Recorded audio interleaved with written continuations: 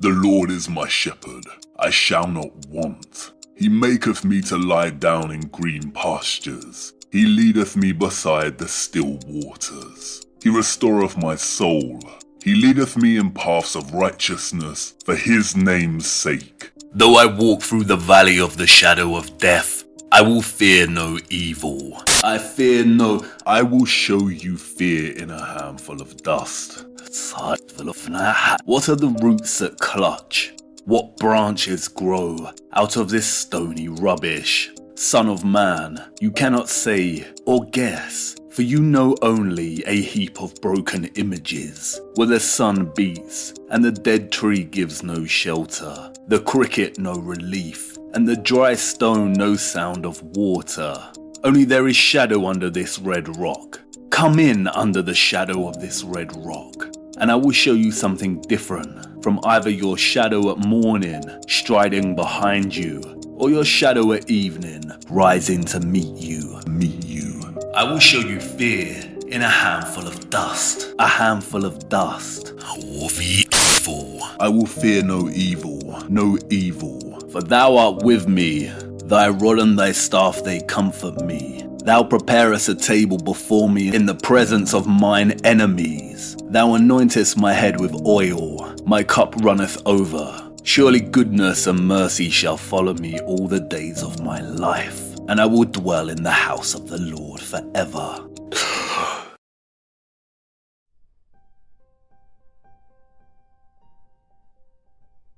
Ah, there you are. Good morning. We're still here stranded, but at least now the sun is rising. I'm hoping our vessel will be fixed very soon. But while we are still stranded, it's a good time to talk about this key I hold. This key is a kind of master key, and as we continue in our search for the rest and attempt to unlock certain doors, we will also use this master key to enrich our understanding of certain matters. As you will soon see, this master key unites many of the topics and matters of our concern, primarily the matter of lost time and history, of old world architecture, of our lost cosmology, and of the energetics of the world we live in. Our master key is complex and holds a wealth of information. We will not be discussing all it has to offer now, but rather just a small fraction of its secrets. I'm hoping what we will discuss now will prepare us well for the first door. But as we continue, we will often need to set aside further time to investigate our master key in more detail, especially in light of new information. Let's crack on. It is no great secret that the two primary luminaries above our heads, the sun and the moon, function as timekeeping instruments. Time, as we know it, comes from our sun and moon. The sun rises in the east each morning and sets in the west each evening. From its rising in the east on the previous morning, it takes 24 hours for it to rise again in the east the following morning. Everyone knows that one whole minute is 60 seconds, and that 60 minutes make an hour, and that after 24 hours each day ends and another begins. And this is represented by our clocks. Looking at a clock, it is almost impossible to state when time actually began. It could have started at any hour. The hands of the clock continue to run in a cyclical manner day after day, year after year. And we all know that there are 12 months in a year, and that every 3 months, every quarter of a year, the Earth transitions from one season to another. Life on Earth begins and renews itself in the spring. The plants on Earth capture our seasons perfectly. They grow in the spring, flourish in the summer, begin to wither and wilt in the autumn, and come winter, the trees are barren. But as we enter spring again, a new year, the plants begin to grow again. Just like the hands of the clock, life continues. It renews and keeps going in a cyclical manner. The great circle of life. All circles have 360 degrees. The diameter of every circle is proportional to the radius. The traditional clock face is a circle of 360 degrees. And in watching the moon, we see the moon takes on a similar pattern as the seasons. Each month begins with a new moon, and as the month progresses, the moon waxes or grows into a crescent, then a quarter, then a gibbous until it finally reaches a full moon. And then as the month continues into its second half, the moon begins to wane, back through a gibbous, a quarter, and a crescent until old, and then the whole process begins again. What the sun and seasons do over the course of a year, the moon does every month, like clockwork. And we live inside of this clockwork. We live inside of God's clock. But in case you hadn't noticed, this clock doesn't run as smoothly as one would expect. God made everything in perfect measure, but for some reason, he assigned 29.53059 days for the moon to complete its phases and 365.2422 days for the sun to journey from one vernal or spring equinox to another. Not only do these figures resist a tidy 360, the degrees of the circle, but they actually resist providing a convenient whole number for us. How can you have 0.2422 of a day and 0.53059 of a month? And this has proven problematic for pretty much all cultures when trying to establish their calendars. To reconcile a proper calendar in the seasonal cycle, the sun cycle must be manipulated to make that extra 0.2422 into a whole number. Adding a day every 4 years almost gets you there, but this then changes the average length of the calendar year over the course of 4 years to 365.25. If we subtract the solar year with this average calendar year, then we can see that it still overshoots the year by 0.0078 days, or 11 minutes and 14 seconds. 0.0078 days needs to be rounded up to 0.0080 or down to 0.0075.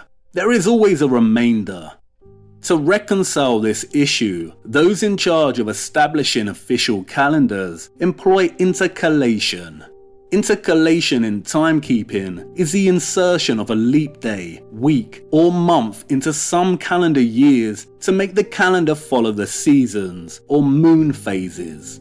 In the solar calendars, this is done by adding an extra day to the calendar every 4 years, and we call this a leap year. It's not spot on, but it's close enough. The lunar calendars, in their most common form, intercalate an extra day in the final month of the year 11 times over the course of 30 years. In calendar systems that use both the sun and the moon, or what is termed the lunar solar calendar, an extra 13th month or leap month is added every second or third year. It's all very complicated, and trying to dissect the way our calendars have transformed, manipulated, and misplaced time throughout history induces a swift and sharp headache. Because of the multitude of different calendars established throughout time by diverse cultures, and because ultimately our very own luminaries resist upholding tidy timekeeping behaviours, tracing time back through the calendar is an almost impossible task. If meaning, in the form of writing, is vulnerable to being lost in translation, then recorded time suffers the same susceptibility of being lost in intercalation. How to tell how much time has actually passed if the sun and moon, who inspired the very act of timekeeping in the first place, do not keep tidy time themselves? And this is what is of concern now. Why do our luminaries, primarily our sun, not behave in the way we would like them to behave in respect to time? At the end of Volume 1, the moon emerged as an unlikely but central character in our story. But it's now time to turn to another central character, that of the sun, whose importance is, in many ways, even greater. The sun is our master key. In 1999, J.L. Heilbron, professor of the history of physics and astronomy at the University of California, published a very interesting book titled The Sun in the Church. Its primary argument or point of exploration is in dissecting the notion that the Roman Catholic Church gave more financial and social support to the study of astronomy for over 6 centuries, from the recovery of ancient learning during the late Middle Ages into the Enlightenment, than any other and probably all other institutions. For prominent flat earthers, this statement would be of no surprise. Many have documented just how involved the church and Jesuits became in funding and shaping the heliocentric lie that has now come to have a firm hold over most of us since the beginning of our lives. To call Hilbrun's book a riveting read would be a lie. It's just as much a headache as some of the topics it covers, primarily that of somersault mathematics that the Jesuit-funded astronomers formulated in trying to justify the so-called science behind the heliocentric model, and the multiple commissions of the Church in trying to align Easter with the vernal or spring equinox. In Hilbrun's book, we are given an insight into the competing world of astronomers who were all trying to please the church and keep their funding going steady. The tensions we see emerge between the astronomers and the church is that between promoting heliocentrism, which directly opposed the church's desire to keep the model of the universe a geocentric one. As you know, the heliocentric model places the sun in the center of the solar system, and all the planets revolve and orbit around it. In the geocentric model, the Earth is at the center of the whole system and stationary, while the sun and planets revolve and orbit around the Earth. And the geocentric model aligns more appropriately with the Bible. The tensions between the astronomers' push for heliocentrism and the church's desire to keep the Earth at the center of it all is a carefully orchestrated historical narrative and, as per usual, not organic or innocent. Just like the politics of today, the left-wing heliocentric model and the right-wing geocentric model are, in essence, just 2 wings of the same bird, and that bird is spherical. While on the surface, the church seemed like it wanted to keep heliocentrism at bay for fear of promoting a model that is in direct opposition to what the Bible specifically states, that the sun and moon move above us and that we are stationary, what they were really doing is orchestrating a head-to-head between 2 schools of thought, geocentrism versus heliocentrism. But in both schools, our realm is an unbelievable, unscientific spherical mass. This wasn't a flat plane going up against a sphere. This was a sphere at the center coming up against a sphere flying around a gigantic sun. Alas, the narrative of geocentrism versus heliocentrism is the tired old familiar playbook of funding both sides. But the war was already won before they started their pantomime. The Earth was declared a sphere. All they needed to do now was have the scientists and mathematicians declare that their findings worked better when the sun was at the center of it all. Mission accomplished. Poor geocentrism. It got used and abused on purpose to usher in heliocentrism. Now I know what you're thinking. Great, this guy is giving us a boring history lesson on the dusty old Jesuits who probably didn't even exist in the way we are told. I know, but keep focused. What follows is so important and we cannot progress without understanding it. It will be worth it in the end. What is absolutely fascinating about Hilbrun's book is that he demonstrates that, contrary to the astropolitics of the time, the church had actually invited the sun into its arms long before heliocentrism was declared the winner. In a manner reminiscent of the Roman Empire's fusion of pagan sun worship with Christian doctrine, the Jesuits permitted and funded a handful of astronomers to set up instruments to monitor the behavior of the sun right inside some of the greatest cathedrals ever constructed. These instruments are called meridianas. They are a type of heliometer, an instrument for measuring the behavior of the sun. A meridiana is a meridian line that runs from south to north in a large dark space or building with a hole in its roof. It is primarily constructed to observe the position of the sun's noon image. Meridianas are a type of pinhole gnomon. In essence, a gnomon is a simple instrument, usually a stick in the ground, that allows the observer to track the direction and position of the shadows cast by the position of the sun in the sky. This is how sundials work, and in observing the shadows of a sundial, the observer can ascertain what time it is. Rather than a shadow, the pinhole meridiana casts a sunspot or sun image through its hole. This sunspot will fall somewhere on the meridian line, and the sunspot will travel up the meridian until the sun outside reaches the highest point in the sky. When the sun reaches its highest point in the sky, this is what we call its zenith. And when the sun is at its zenith, this is officially solar noon. As the year progresses through the seasons, the height of the sun's zenith at solar noon will change, and so will the position of the sunspot on the meridiana. Please note, I am using the term zenith here to describe the sun's highest point in the sky on any given day. I am not using it in the strict astronomical sense of the sun being 90 degrees above our head. We will get to that much later. The gnomon of Saint Sulpice in Paris is a very famous example of one of these instruments. Here we see the meridian line run across the floor of the church and up to an obelisk. They placed the obelisk here because the church was not long enough to contain the length of the path of the sunspots throughout the year. As you can see from the diagram here, in winter the sunspot will directly hit the obelisk. This is because in the northern hemisphere, during winter the sun's zenith, its highest point at solar noon, is lower in the sky.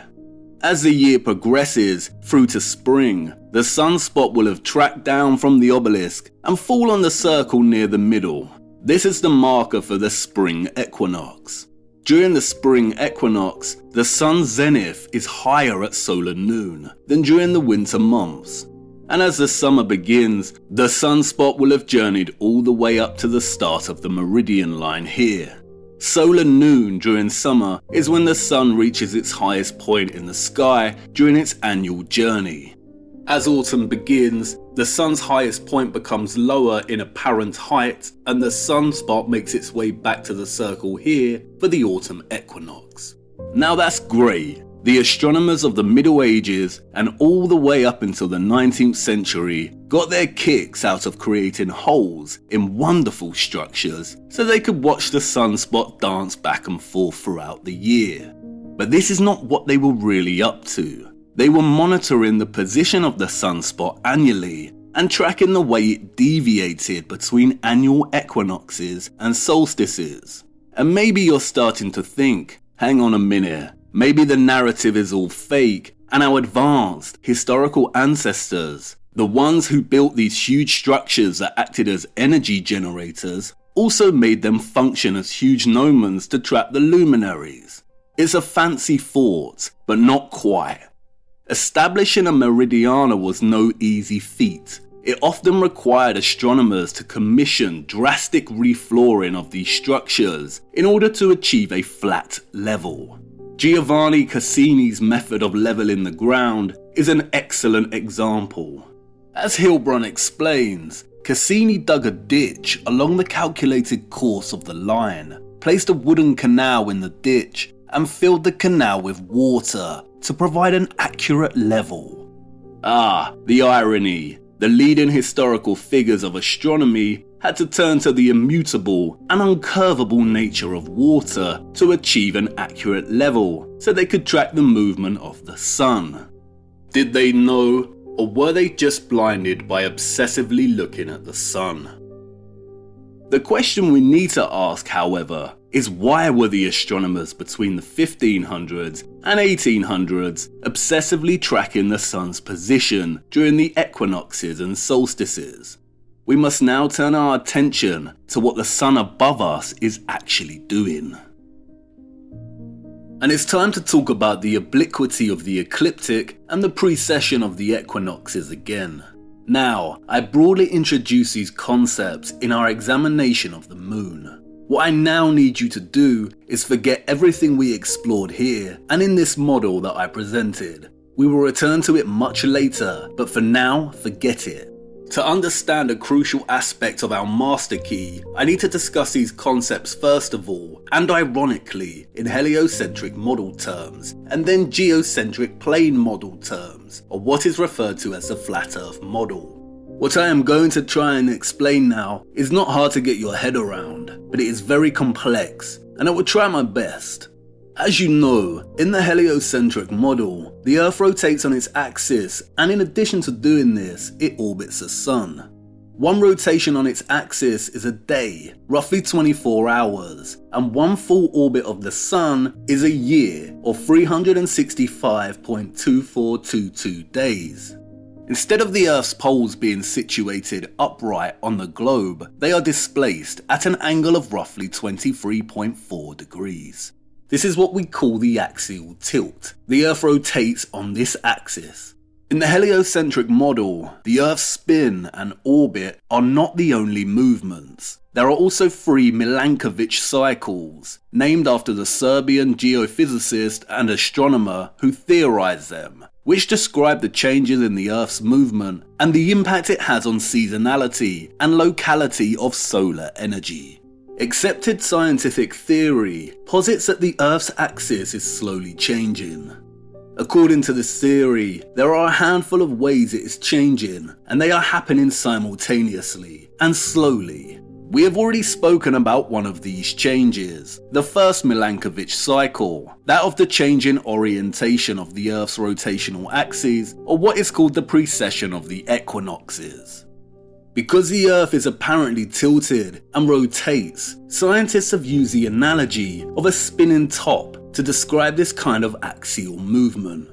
Like a spinning top, Earth doesn't just rotate in a fixed-like manner at an angle of 23.4 degrees, but traces out a cone-like trajectory very slowly over time. Because of this cone-like trajectory, the designation of our pole star directly above our North Pole, which is currently Polaris, will slowly change. Due to this precession, our pole star 5,000 years ago was Tuban, in the constellation of Draco. In 13,000 years from now, our pole star will no longer be Polaris, but will point directly at Vega in the Lyra constellations. Another way this precession is observable is in the rest of the stars above us. If our rotational axis changes to point at a different pole star, then all the positions of the stars and constellations we witness above will have also changed. And, as we discussed, one of the main demonstrations of the stars drifting from their fixed positions is the precession of the equinoxes. This drift happens very slowly, at a rate of 1 degree every 72 years, an entire constellation every 2,160 years. We can observe this by tracking the Sun's position on the equinox relative to the fixed stars beyond. The second Milankovitch cycle is much easier to grasp. It pertains to the shape of the Earth's orbital path around the Sun, or what is officially referred to as the eccentricity of the Earth's orbital cycle. The theory posits that the orbital shape of the Earth's path around the Sun fluctuates from circular to elliptical over a period of 100,000 years. As the theory states, these oscillations from circular to elliptical have a dramatic impact on glaciation, as they alter the distance of the Earth from the Sun, which therefore alters the amount of solar radiation that the Earth is exposed to. The eccentricity is affected by the gravitational attraction of the other planets, we are told, and is currently near its least elliptical, or most circular, and continues to decrease. The final Milankovitch cycle pertains to the shifting axial tilt of the Earth, or the shifting obliquity of its axes. Oblique is an adjective which means having a slanted or sloping direction, course or position, inclined, designating geometric lines or planes that are neither parallel or perpendicular. And in the heliocentric model, Earth's axis is indeed slanted. But in this model, we do not just live on a tilted and bloated spherical spinning top that is at once rotating and tracing out a cone-like trajectory, but its tilt also fluctuates.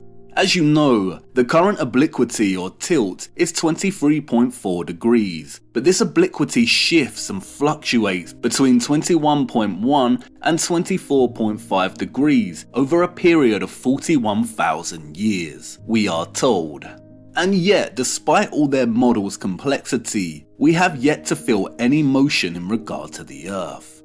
It is almost impossible to talk about the sun's position in the sky as if we were orbiting the sun. Try it yourselves. Sit in your gardens and parks and speak about the position of the sun as if we were moving.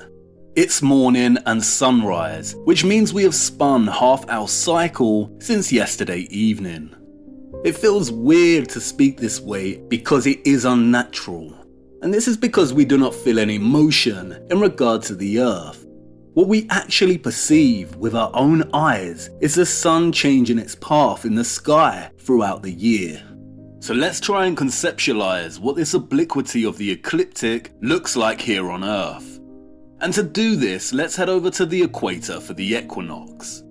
The sun hasn't risen yet, so let's expand our viewpoint in anticipation. What we see here when looking out at this expanded viewpoint is what is termed the celestial sphere. It is an abstract concept and, in the spherical Earth model, surrounds a spinning ball. Now, we can divide this celestial screen in half, and this is what is known as a celestial equator. And just like the geographic equator divides the north and south of our so-called planets in half equally, the celestial equator divides the sky. We are on the geographical equator at 0 degrees latitude, so it divides our sky screen here equally. Ah, here comes the sun. Watch closely.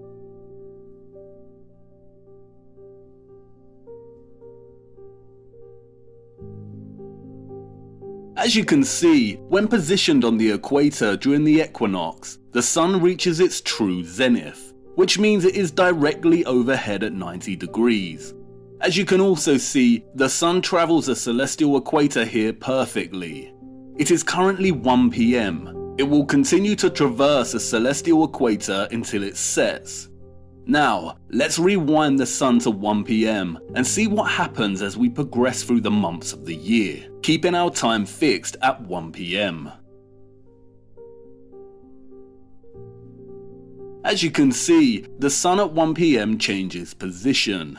It weaves between the celestial equator like a serpent.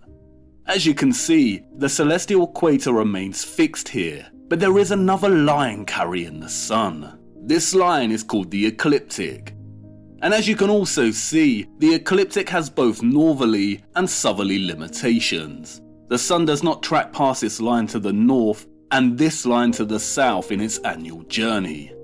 These lines mark the tropic lines of latitude, Cancer and Capricorn, which form at 23.4 degrees north and south of the equator. If the ecliptic is the annual path of the sun, then the obliquity is the northern and southern limitations of this path.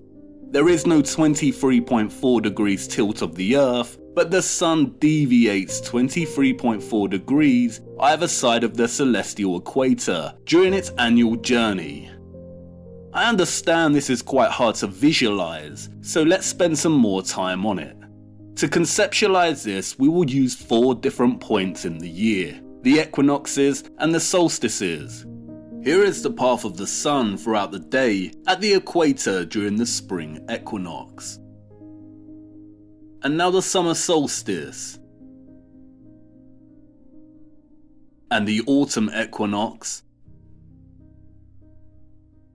And finally the winter solstice.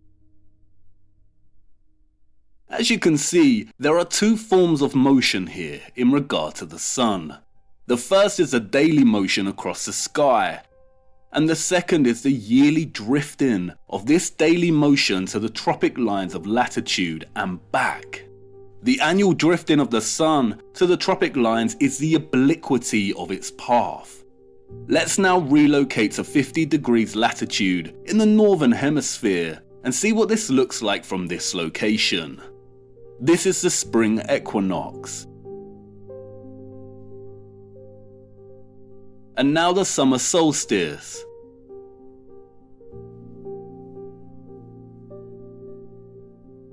the autumn equinox,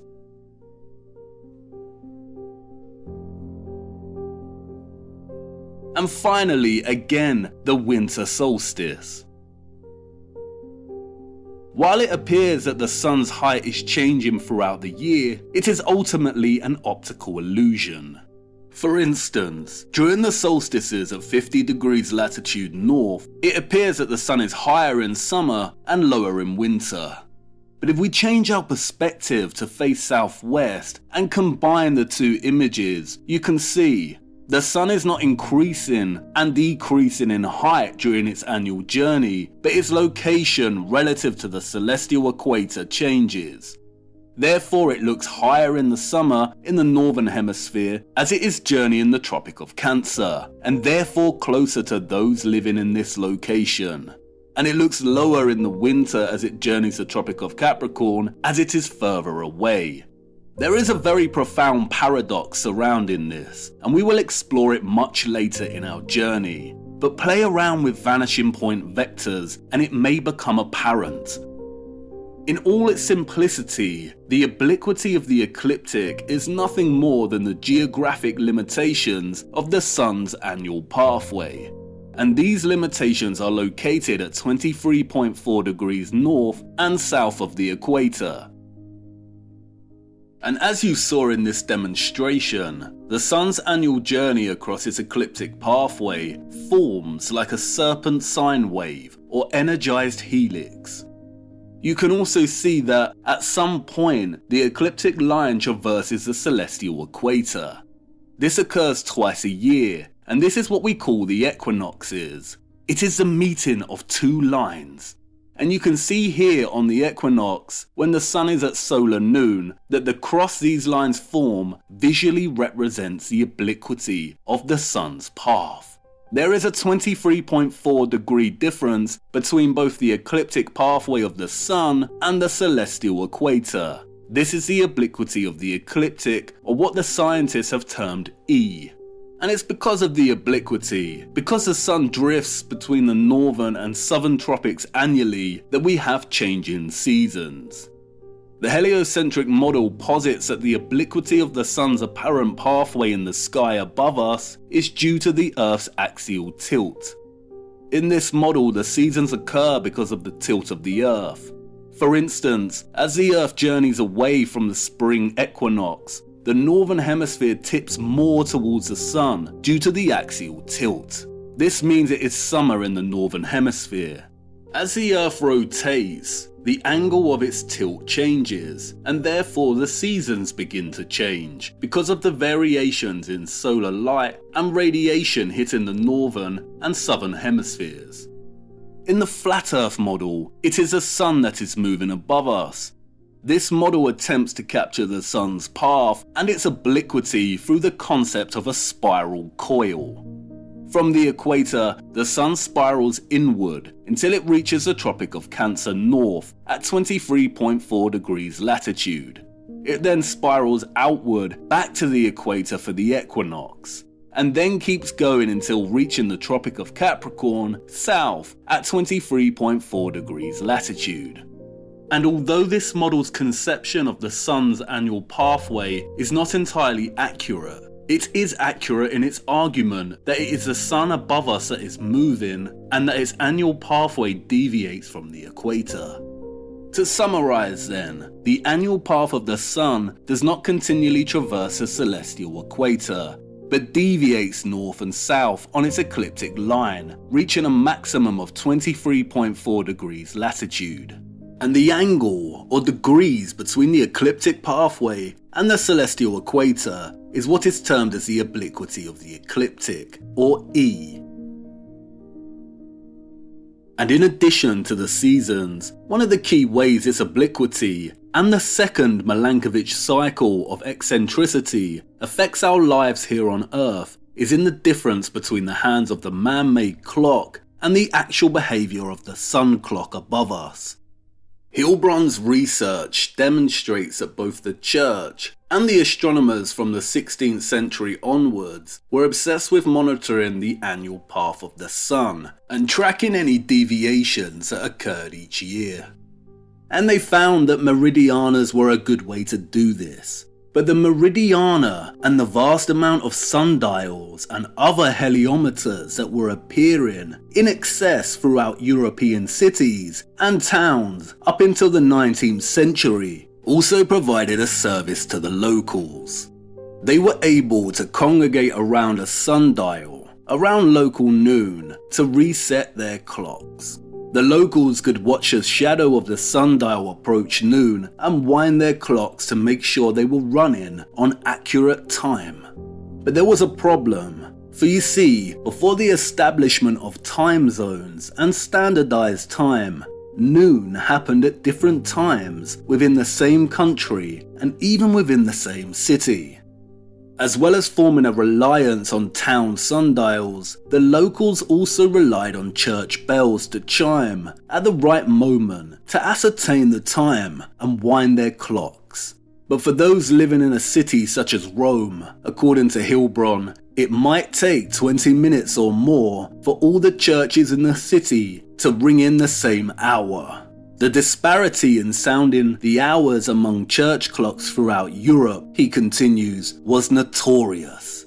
And it was up to the individual to ensure they kept running on true time. As one Jesuit teaching manual from the time preached, the clocks almost never agree. You must overcome this defect by your diligence. And this disparity between the man-made clock and the actual sun clock above us presents itself because of the obliquity of the ecliptic and the sun's eccentricity. The reason for this is because our clocks make the intervals between each successive day equal to 24 hours. If it is noon on a Tuesday, then you can guarantee that in 24 hours time, your wristwatch will tell you it's noon on a Wednesday. Our clocks are regular and standardized. If you look at your wristwatch and see that it is 9 PM on a Friday, then you can feel reassured that 24 hours later, the hands will be striking 9 PM on Saturday. But the sun above us does not act in this regular and standardized manner. For instance, solar noon on the 7th of April occurred at 12:56 PM. But a month later on the 7th of May, it occurred 4 minutes earlier at 12:52 PM. If the sun only journeyed the celestial equator, like it does on the equinoxes, then the sun and the clock would align and solar noon would occur every day at the same time. But because of its obliquity, it slowly starts to fall out of sync with the man-made clock in its annual journey. And as the locals soon found out, the amount of discrepancy between their clocks and the actual time told by the shadows cast from the sun above changed from day to day. The fault was not only in the clock. No matter how accurate its movement, a clock made to tell equal hours throughout the year must disagree with the sun most of the time. And that was fine, as the locals ensured they kept their clocks aligned to the sun. But then another problem arose. As the locals became good at congregating around town sundials and making sure their watch time and the sun time aligned, they would notice that during 2 periods of the year, the shadows of the sundial would move faster and slower than the hands of their clocks. This is the effect of the second Milankovitch cycle, the sun's eccentricity. Because the sun's annual pathway between its tropic limitations is not a true circle, but is slightly elliptical, the sun moves a maximum of 14 minutes slower in February than a man-made clock, and moves at a maximum of around 16 minutes faster than the clock during November. Remember, on the 7th of April, solar noon occurred at 12:56 PM. While on the 7th of November, it occurred at 11:40 AM, a whole 16 minutes faster, including the hour for daylight saving. And that's because the sun's annual pathway between its tropic limitations is not a true circle, but is slightly elliptical, and therefore doesn't move with one regular speed, but speeds up and slows down during 2 times throughout the year. And if you combine both the effects of the obliquity and the eccentricity, you end up with a graph looking like this. The horizontal line here represents our man-made standardized clocks that bring in each new day with 24-hour-long intervals between successive days. But the positive and negative crests of the sine wave here represents the way the sun clock above us deviates from the man-made clock throughout the year. The positive is when the sun is faster than the clock, and the negative is when it is slower than the clock. And the difference between the sun's irregular behaviour and the clock's regular tidy ticking is what is called the equation of time. If you were to set up a camera in the same spot and take a photograph of the sun throughout the year, ensuring that you took the photograph at the exact same clock time each day, you'd witness something very, very special. It's called the analemma. It is one of the most magnificent and mind-blowing phenomena related to the luminaries, and it captures the influence of the obliquity and the eccentricity of the sun's path perfectly. The shape of the analemma, the figure of 8 with uneven lobes, or some might even say the figure of a fish, is a celestial embodiment of the equation of time. If there were no obliquity and eccentricity, and the sun ran as our man-made clocks run, if each interval between successive solar noons was in fact 24 hours, then there would be no analemma throughout the year. The sun would appear at the same point in the sky at the same time of day throughout the year. The analemma would be a dot. If the sun's obliquity, its northern and southern drifting, was still present, but the eccentricity of the path was circular and not elliptical like it is today, then the analemma would be a symmetrical figure of 8, and its southern and northern lobes would be of equal size. And really, the easiest way to demonstrate just how much the obliquity of the ecliptic, the 23.4 degrees drifting of the sun in its annual path to the north and the south, affects our lives on Earth is to imagine if it didn't exist at all. Let's also imagine that the eccentricity was always circular. If we reduce the obliquity to 0 degrees so that the sun's path ran completely perpendicular to the celestial equator throughout the year, then not only would the sun keep tidy time and align with our clocks, but there would be no seasonal fluctuations, and day and night would be equal length, day in, day out, year in, year out. And John Milton, in his epic poem Paradise Lost, theorized that the sun's path in the pre-fallen Edenic world had no obliquity. Some say he bid his angels turn askance, the poles of the earth twice 10 degrees and more, from the sun's axle. They with labour pushed oblique the centric globe. But what would happen if the obliquity increased to 90 degrees?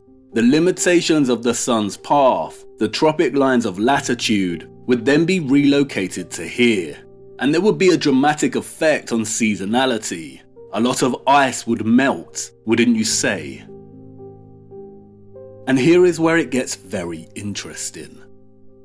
As Hilbrun's The Sun in the Church explores, the Jesuits and astronomers were not just flexing their mathematical prowess in trying to determine whether the Earth orbited the Sun or vice versa. They were obsessively checking whether the obliquity was shifting.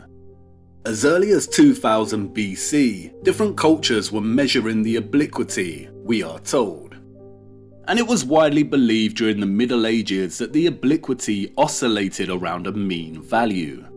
What does this mean? Since the Middle Ages, the 23.4 degrees has been, give or take, the accepted mean average.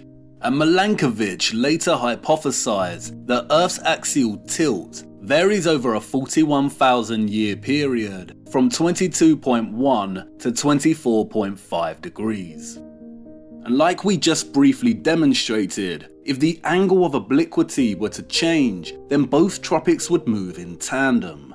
As you know, there are 5 prominent circles of latitude.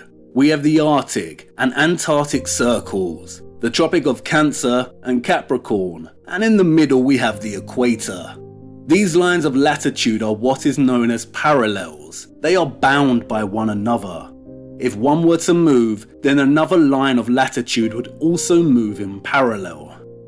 In the flat Earth model, this would mean these concentric spiral rings would begin to shift in parallel, either moving closer together or further apart. If the obliquity changed to 10 degrees, then they would shift closer to the equator. If the shift went to 60 degrees, then they would move further apart. In the less popular and underrated rectangular models of flat Earth, the same thing would happen. The tropic limitations would shift closer or further from the equator, and the Arctic and Antarctic lines would also be relocated. And you might want to ask, why did Milankovitch only hypothesize a shift in obliquity between 22.1 and 24.5 degrees? A shift of 1.1 degrees from 23.4 to 24.5 and 1.3 degrees from 23.4 to 22.1 seems, after all, quite a small fluctuation in the grand scheme of things. Why wouldn't the obliquity ever go back to 0 degrees or all the way to 90 degrees in their model? Before we theorize, let's quickly examine what Wikipedia tells us about this shift. As they state, the Tropic of Cancer is currently shifting southward at a rate of almost half an arcsecond of latitude, or 15 meters per year. As a result, approximately and on average, the tropical circles are drifting towards the equator and the polar circles toward the poles by 15 meters per year. If the tropics are currently shifting at almost half an arcsecond of latitude each year, how long would this take to see some significant change in their location? Just like how clocks divide the hour into minutes and the minutes into seconds, 1 degree of latitude can be broken down into arc minutes and arc seconds. 60 arc seconds make an arc minute, and 60 arc minutes make 1 degree. Just as there are 3,600 seconds in an hour, there are also 3,600 arc seconds in a degree. If the current rate of shift in obliquity is 1 arc second every 2 years, then we can times 2 by 3,600 and we get a rough, rounded up estimation that it would take 7,200 years for the obliquity to move 1 whole degree. Wow, that is a very long time. It is 100 times slower than the precession of the equinoxes, in which the fixed stars drift from their fixed positions by 1 degree every 72 years. This rate of half an arc second is also consistent with Hilbrand's analysis of the data collected by astronomers between 1700 to 1800. And if Milankovitch is correct, then after 7,200 years, the obliquity will have changed from 23.4 degrees to 22.4 degrees, and will continue to decrease for a few more centuries before turning and beginning to shift back the other way. And now I know what you want to say. They are liars. How do we know the obliquity fluctuates between 22.1 and 24.5 degrees? It could keep decreasing beyond 22.1 degrees. And they've also lied about our history, so how can we trust the alleged data records regarding this shift? The obliquity could have been doing anything in the past. And I agree, they are tremendous liars. The problem with the luminaries, the sky clock above us, is that the drifts and shifts happen very slowly. And we only live an average lifespan of 70 or so years. The motions above us could speed up, slow down, change course, stop altogether. And we wouldn't know about it, especially if the historical data is fraudulent. As Hilbrand states in his introduction, and in his 66th citation, among the old meanings of mathematizer, to mathematize, was to cast a spell. There will be time to let our imaginations run away with themselves, but before that, let me introduce you to the work of George Dodwell. In 1934, Australian astronomer George Dodwell turned his attention to the obliquity of the ecliptic. His investigative research spanned many years and was not published in his lifetime. In his study of various ancient astronomical and solar observatories and the data the ancients collected on the shift in obliquity, Dodwell discovered that the historical data, which dated beyond 2000 BC, deviated from the contemporary average rate of half an arc second every year, quite significantly. Dodwell collected all historical measurements of the shift in obliquity, scrutinized them, and then presented them in this graph, titled the Curve of Obliquity. The first thing that is fascinating about Dodwell's graph and findings is that he demonstrates that the obliquity was 25.1 degrees in 2000 BC, which is already beyond Milankovich's threshold of 24.5 degrees. Dodwell also demonstrated that as the obliquity declined over the centuries towards the current 23.4 degrees, it formed a very recognizable pattern. This pattern here, Dodwell argues, is evidence of a curve of recovery. What does this mean? Well, as the obliquity went from 25.1 degrees from 2000 BC to the current 23.4 degrees, it underwent a pattern of oscillation. This is represented here by this sine wave. As the centuries unfolded, the obliquity would decrease slightly and then increase back. It would oscillate. But, and this is crucial, if you look closely, you can see that each successive wave here decreases in size as the centuries continue. These maximum and minimum fluctuations repeat 3 times, but each time they decrease. This pattern, Dodwell states, is what is known as a curve of recovery. And it means that while the obliquity has been decreasing in degrees since beyond 2000 BC, its fluctuations here show that it is actually settling. Dodwell argues this proves a movement of recovery, from a great disturbance back here to a slow fluctuating decrease until reaching an equilibrium around the 19th century here. Dodwell's research implies that, unlike the accepted Milankovitch theory, the shift in obliquity could actually be a stabilization effect that is occurring in the aftermath of a much greater disturbance. Dodwell concluded that this great disturbance was the Great Flood. And that's very interesting. We have John Milton on one hand, saying that after the fall of man, God asked his angels to turn the sun's axis oblique, and we have Dodwell on the other, demonstrating that the obliquity shifts are actually an attempt to recover in the aftermath of the Great Flood.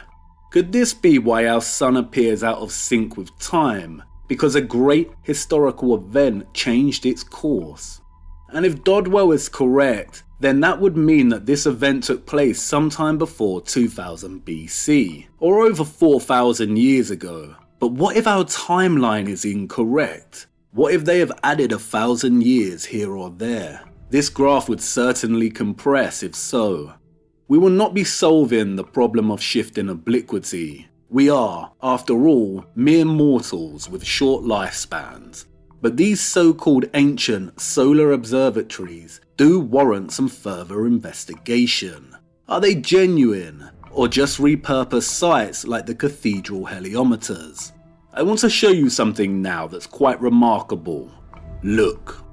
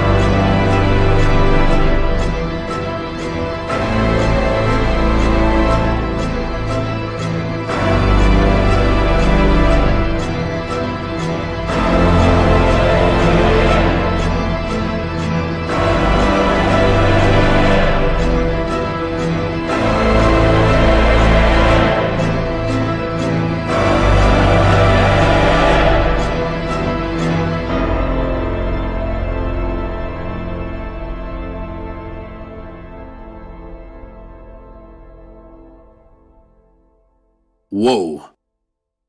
As you just saw, many of the so-called ancient monuments of the past still, to this day, perfectly align with the annual equinox and other key dates. And before you get too excited and start claiming that those of the old world were true masters of the universe and built these structures to align perfectly with the equinox, let's look a little closer at this. The work of Dr. Jayasri Saranathan brought something to my attention that I had not really considered before. The Gregorian calendar was established 439 years ago, in 1582. Around the same time, the astronomers started making holes in cathedrals. And one of the primary purposes for its creation was to stop the calendar drifting from the equinox date of March 21st. As if things were not confusing enough already, the solar or tropical year is determined by the length of time it takes for the sun to journey from one spring equinox to the following spring equinox. And this amounts to 365.2422 days. But a sidereal year is the time it takes for the sun to return to the same position with respect to the fixed stars beyond. The solar year is 20 minutes shorter than the sidereal year, and they tell us this is because of the precession of the equinoxes. Remember, in this theory, the Earth is tracing out a cone-like trajectory, and because of this, the intersecting point here between the celestial equator and the ecliptic, or what we call the equinox, is supposed to be moving backward or westward at a rate of 1 degree every 72 years. If the sun falls behind by 20 minutes a year, this means it falls behind an entire 24 hours, a whole day, every 72 years. As Saranathan states, it is understood that there is no change in the tropical equinoctial date in the Gregorian calendar. The spring equinox always occurs on the 21st of March, or the 20th to 21st of March. As per precession theory, this date must have drifted by 5.9 days since the inception of the Gregorian calendar, 430 years ago, but it is found to be occurring on the same date. These structures should not align with the March 21st equinox date of today if they were built hundreds, if not thousands of years ago, to align with the equinox date of their time. The brainwashed will shout that this is because the Gregorian calendar is constructed to ensure the March equinox pretty much remains the same, give or take a day or two. But the only adjustment in the calendar is for the leap year. You cannot tell me that these structures align exactly on this date because the calendar computes one leap year every 4 years. If this Mayan pyramid was built over 1,000 years ago, then the calendar date of the equinox should have shifted by 13.8 days. The serpent shadow should not appear in March. If Angkor Wat was constructed 900 years ago, then the date should have shifted by 12.5 days. And what about structures like the Temple of Abu Simbel? Every year, on the 22nd of February and October, this chamber is illuminated by the sun to mark King Ramesses' birthday and coronation. These dates are not on the equinox, and yet they still align today, with a structure that has allegedly held this alignment for thousands of years. And we see the same thing here with Newgrange, a structure that is allegedly 5,000 years old, but still aligns with the winter solstice date year after year. This date should have drifted by 69 days. If Stonehenge was constructed over 4,000 years ago, then the calendar date of the summer solstice should have shifted by 55 days, which means it should occur in April. To think these alignments are all the work of the Gregorian calendar is absurd. No, the only reasonable explanation for this is that the Earth and Sun are bound in their alignment and that there is a complete absence of precession or movement in regard to the Earth. And really, it's marvellous when our two key opponents, that is, his story and heliocentrism, unashamedly enter a stalemate.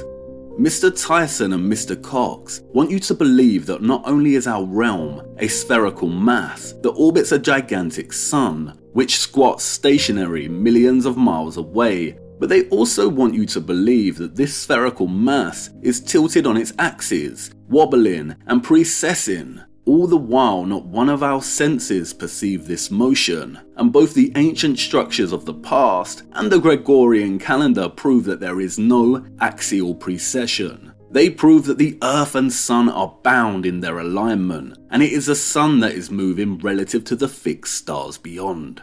And then you have the pseudo-archaeologists and pseudo-historians such as John Major Jenkins and Graham Hancock trying to do the damage control. If the Great Pyramid and Angkor Wat have astronomical alignments, then, according to Hancock, this means that they must have been built over 20,000 years ago to align with the precession of the Earth. John Major Jenkins declared that some of these structures and their astronomical alignments mean that they were built as a precessional clock with its alarm set for the 21st century.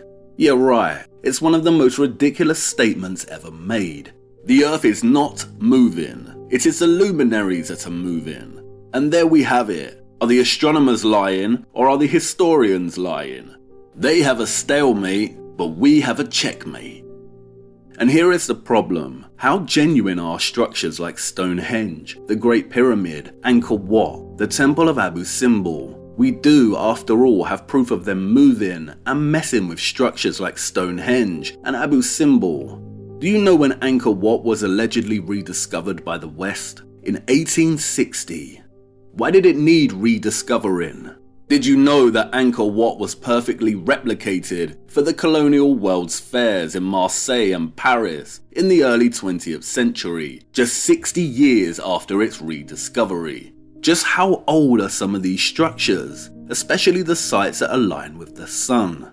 Did you know that many obelisks also functioned as huge gnomons? Even the Great Pyramids themselves, Dodwell writes, were, for practical purposes, essentially gnomons on a gigantic scale.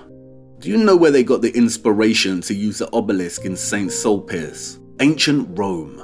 As the legend goes, Augustus erected an obelisk that he stole from Egypt and used it as a huge sundial to express his power and glory. Nothing remains of Augustus's huge sundial today except the obelisk, now moved from its original location. Do you know how many of these structures have been moved, altered, broken, redesigned and repurposed? Have you ever done a tour of the cathedrals in Europe and counted all the instruments they contain that record the movement of the sun? Why and for what? Why do so many cities around the world feature giant obelisks? And I know what you're going to say. It's because those of the old world were the true masters of the universe and built all of their structures in accordance with the luminaries. Again, it's a fancy thought, but no. Many of us have fallen into the trap of underestimating repurposement. Let's briefly recap and see what we have so far. 1. Our sun does not keep tidy time like our clocks, and this is primarily due to the obliquity of its annual path. 2. There was a huge, organised and commissioned effort funded by the Jesuits in the Middle Ages and up until the 19th century to track the movement of the sun and its change in obliquity. And this resulted in the repurposement of many structures. The Gregorian calendar was also established during this time period. 3. No aspect of the heliocentric and Milankovitch theoretical models can appropriately explain why the sun has an obliquity of 23.4 degrees. 4. Dodwell's analysis shows that the sun's shift in obliquity demonstrates a pattern of recovery from a much larger disturbance in the past. 5. Many of the so-called ancient structures in our history align with the luminaries, especially the sun. The authenticity of many of these structures is questionable. Now, let's ask a theoretical question. Is it possible that a great disturbance occurred in the past that affected our sun and in turn caused the disappearance of the old world, and those that followed repurposed these structures to ascertain the status of the sun and reconceptualize a new model of the Earth and universe? And now let's take this even further and ask more of a sweeping theoretical question. What if, like with all world nations, tensions emerged in the old world and there was a war, and that war culminated in a great disturbance that altered the behaviour of the sun, and as a consequence caused a lot of people to vanish? Did a certain faction of people conquer the old world and subsequently come to worship the sun because of this? I sound like a conspiracy theorist. And maybe all we can do is speculate. But have you ever really given concentrated focus to the undeniable prevalence of sun worship throughout our world? And that number, 666, if we subtract 23.4 degrees from 90 degrees, we get 66.6 degrees. Could the origin of that number come from the sun? Did the sun's annual path and its limitations historically extend to 90 degrees? Surely not. The seasons would be very dramatic. But what if the realm is bigger than we know? What are poles anyway? And who worships the sun? What is light? Did all cultures that came before worship the light, or did something else happen? What does it mean to go from dark to light? Why did Joshua ask God to make the sun stand still? And who writes history? Who rewrites, repurposes, appropriates, and destroys history? Those that triumph. Do not underestimate repurposement. And here is one final question, and this question is going to become one of our investigative tools from now on. Our entire lives have been shaped by a false, heliocentric cosmology, and our methods of keeping time are fundamentally heliocentric. But what if our entire historical narrative has been rewritten and reshaped as a heliocentric one? And what lies beneath it? Who actually built these clocks? The same people who built the cathedrals, or the same people who repurposed them in honour of the sun? Start looking closer in your day-to-day. Look a lot closer. We have only just begun to examine our master key, but as you can see, it gets the mind ticking. And it's also given us a time frame to work with. The cathedral heliometers and the Gregorian calendar were established in the 16th century. This period has been termed the Renaissance. Do you know what that word means? It means rebirth, to reappear, to rise again, to be born again. Who or what rose again? I think it's time we left this dreaded place and journeyed on in search of the next key. I know the man who holds it and exactly where to find him. He's been waiting for us, but I fear we are too late. We will have to attempt to go to Siberia later. We have missed our window of opportunity. We have to open this door now because we cannot continue unless we start to grasp the overwhelming complexity of how much they have changed throughout the last 400 to 500 years. Many have sadly underestimated just how enormously our history and the monuments and structures of the past have been repurposed. Come on, wait, what? You have a question. These ancient structures still align with the equinox date of March 21st, and this proves that the Earth and Sun are bound in their alignment, right? Yes, that's correct. Then how can the magnetic pole be moving and taking the Sun with it like you said in this model? That's the spirit. An excellent question in light of new information, and the first instance of a trend that will definitely continue as we progress. You'll notice that as we start to open doors, we will also open many cans of worms. But you're just a little too early. Something is fundamentally missing here. There is a thing that nothing is, and yet it has a name. Have you ever really considered the word noon? It is one of the most beautiful words in the English language. It is a palindrome. It reads the same both ways. But have you ever noticed that it visually represents the sun's daily path? The two ends look like doors, the east and the west in which the sun arrives and departs, and the O's, the sun's form as it journeys its path. When we set out so long ago to ask what on earth happened, The brilliant light of awakening was like a sunrise heading towards its zenith. Perhaps our journey has even felt like a kind of enlightenment. But Icarus flew too close to the sun and was cast back down. And it's about that time. That's where we are heading. We have culminated, and a steady descent into the dark is coming. It'll be clear what I mean by this as we continue. And please forgive me, I had to introduce a story this way to open your eyes, and I couldn't have done it any other way. Up until now, I have presented the general consensus on both our hidden history and hidden cosmology. But you're awake now, and as we continue in our quest for the keys, a lot of what we've covered will need to be looked at very critically. And it's better this way. It's better to debunk myself than stomp on others. And although it's not time, you're right. Our master key paves the way for us to critically look at the path of the sun above us. The sun is not moving in this circular manner as the flat earth model depicts. All cosmologies, whether spherical, concave, flat azimuthal, or flat Mercator, fail, and the dynamic between the model, the map, and the sun is the problem. We will be looking closer at all cosmologies much later. And don't worry, our two central characters will meet at some point, for what would our journey be without the appearance of the corona?